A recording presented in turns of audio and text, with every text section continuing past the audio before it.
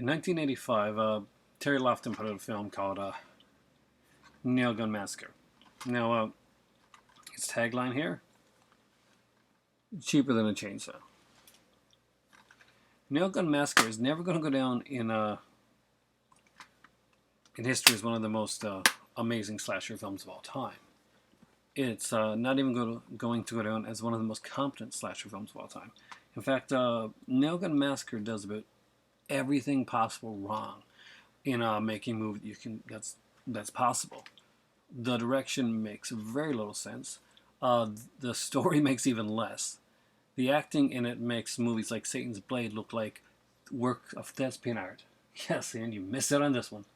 And pretty much the director himself even admitted that he didn't just to pick up shots after this to make the movie make sense. He did pick up scenes. When Terry Lofton realized just exactly how bad this movie was turning out, he decided he was going to make a cult film. So pretty much that means this movie's really sucky. I don't know what I did.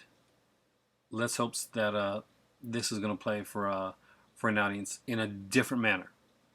And you know what? It does. It actually, all of its insanity is endearing. You're watching this movie knowing that there's pretty much nobody in it that you're going to see credited elsewhere.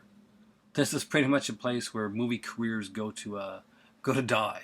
I think apparently I did look in an IMDb on a few of them, and I think one person did an episode of Dallas.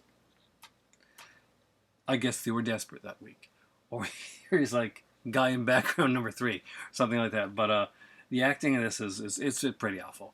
The movie starts off with a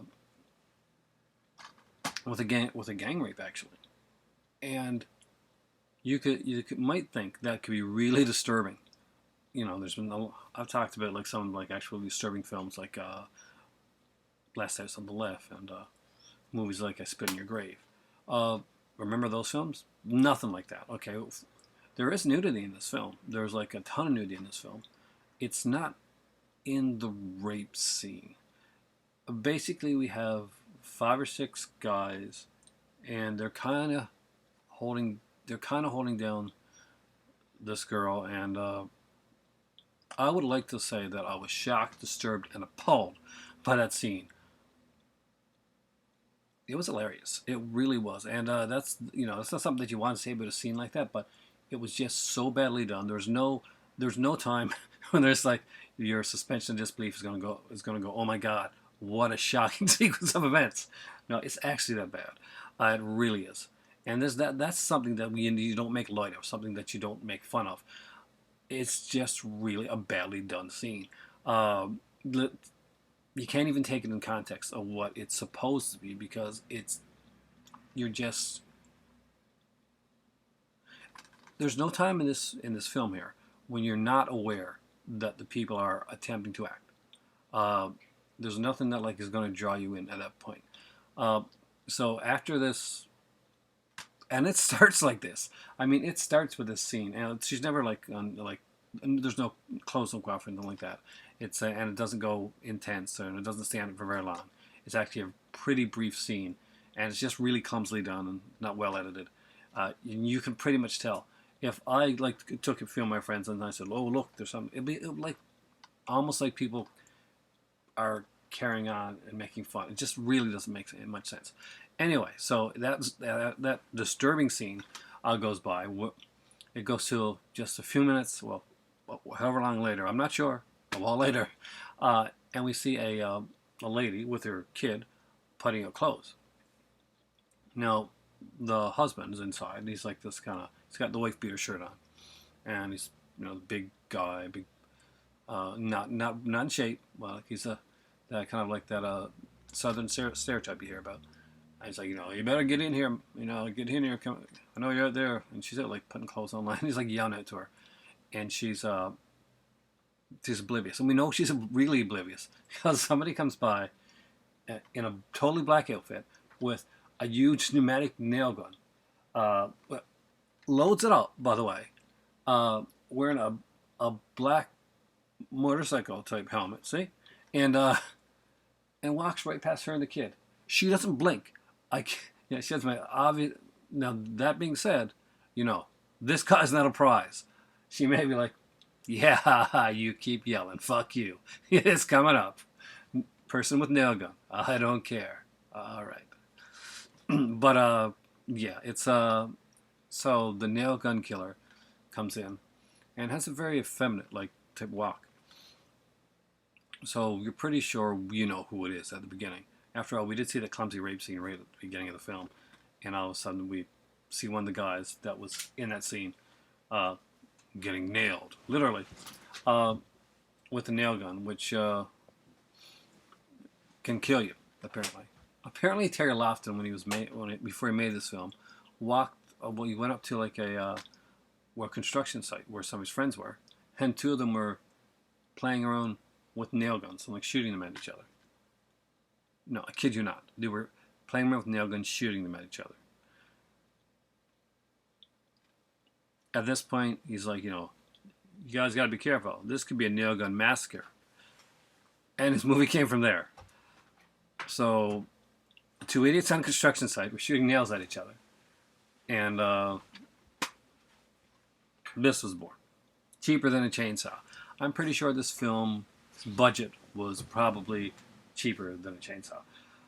But it follows through like that. I mean, it goes from one scene to the next. There's no real like joining aspects to it. There's not like much put in like story wise. There's a doctor, and you don't really, you would never think he's a doctor because it's a dude that comes out in a jean jacket all the time, and and there's a sheriff, and he's got Merle Oberon's beard. He's got this, that reference is probably going to go past you, but it's a really big beard. It's like I expected him to ask me if I wanted to buy a floral bouquet, but it's this huge mountain man beard, and he is so devoid of any type of acting ability or motion in his voice at all. I've had friends that back in the day in college that were like, you know, were pretty, you know, and they were just you know, type guys, you know, nice guys, but really like whenever they spoke, there was like, you know, it was pretty straightforward. You weren't never sure if they were like upset or if they were like happy, because they'd be always like there'd be one tone and it would go like that. This is this guy here. He's got that one tone. Everybody knows one guy like that.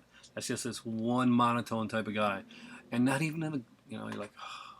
And monotone guys trying to act. Never a good thing.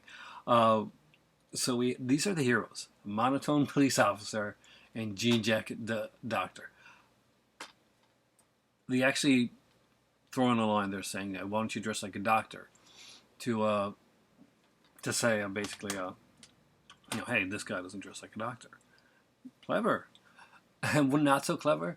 Lofton decided that a good idea would be to take these inexperienced people and rather than write out like whole scripts for certain scenes, he'd let them ad lib. Uh, yeah. So he lets them ad lib. And it's a train wreck. You have people that have never acted before that are shoved in scenes, and you know they're just kind of getting through it. And I guess they're told, you know, you're going to find a body, and the person's going to walk away and, you know, say something or do something. And they're pretty much like deers in headlights. And, you know, they'll like, takes like something will like come out of their mouth. Are you going to take back? And the thing is, if they flub the line, shag that, go on with it. It's it's one of those things. It doesn't matter. Next sequence. Next nail gun murder. Oh, the nail gun murder, by the way, is he tries to make him Freddy-like by having these horrible, like jokes and stuff that the Nail Gun Massacre says.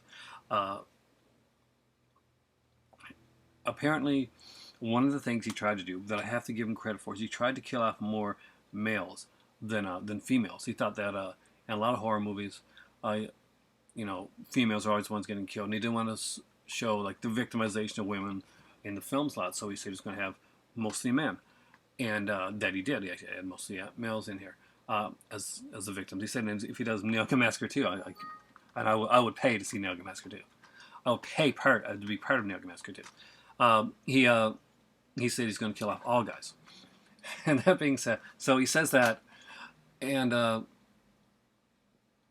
he talks about that because it's the victimization is wrong, and then he thought and there's a bunch of nudity in the film to drown the male audience. Anyway, there's a couple of the sex scenes, and there's one that actually got a guy divorced from his spouse.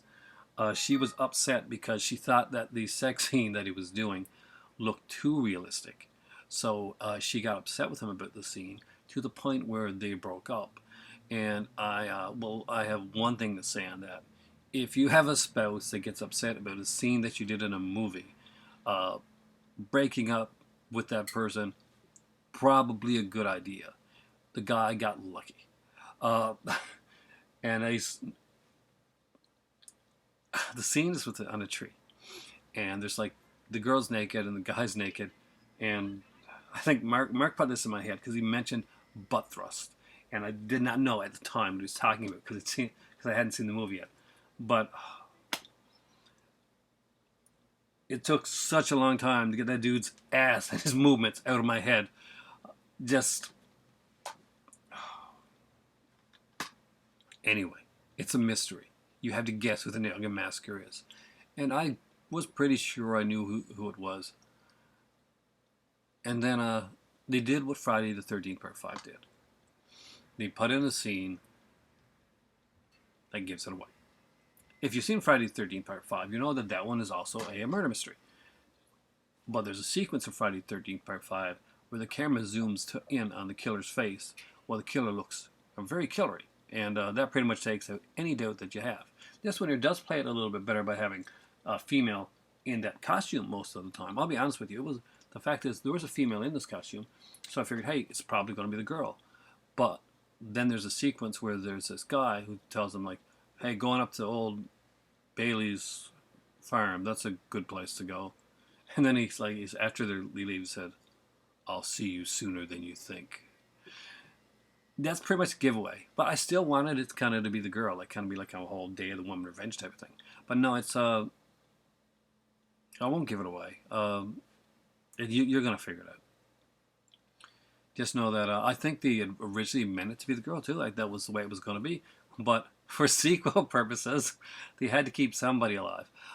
So there's a stunning chase to get the killer, who literally falls to his death through clumsiness of his own accord, not from like a huge not from the chase scene, or not from the guy, or not from fight, not from like remorse or anything like that. No, the dude's just friggin' clumsy and he falls to his death. This movie is hilarious. And as many bad things as I've said about this movie here, I had a blast watching this film. Is this a good movie? No. Please don't go in thinking you're going to get like a classic slasher. This is a slasher classics collection. But this is it's classic in a different way. It's classic in the same way that The Room is classic. It's classic in the same way that that Troll 2 is classic. It's just... good friend Brandon said that Satan's Blade was a kind of a journey to ineptness. Satan's Blade is a master class of cinema filmmaking. Or, put it this way, Don't Go in the Woods Alone is a mastery of cinema compared to Nail Gun Massacre. Nail Gun Massacre is a really, really bad movie. It's really cheaply done. It's really badly made. The acting is atrocious, and you'll have a blast watching it. Because if you're into those horrible movies, you're going to laugh your ass off. And you're going to be kind of bewildered at everything that's going on the scene. Because it just moves from one scene to the next. There's really no serious continuity to it. It's just, oh look, there's a half-hearted attempted gang rape sequence. Oh, there's a bunch of half-hearted attempted murder sequences. And it just goes from like that. It's like playing checkers. It's just one spot to the next. Nail Gun Massacre came out in 88 films on the Slasher Classics collection. It actually has got some decent features on here. I'm serious. They actually have features for this thing. And at a decent price, I would say, yeah, check it out. It actually is a fun little film if you're into like Campy Cheese Fest. Naoki Massacre is a fun one. So this is day 15. I'm way behind here, but I got to catch up on my 31 days of horror for Halloween. Thanks for watching, guys. Say hello to my better half. She's not feeling the best. She's going to be out of town tomorrow. I'm going to be watching movies more than likely when I get home, and because I'll be missing her. And to my cat, who's going to sleep right now. For me, it's really time for tea, and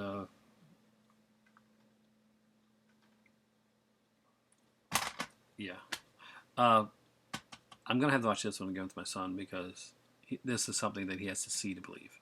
He thought he's seen the worst. He hasn't. Thanks for watching, guys. And day 15, Tuesday, I'm out of here. Have a good one.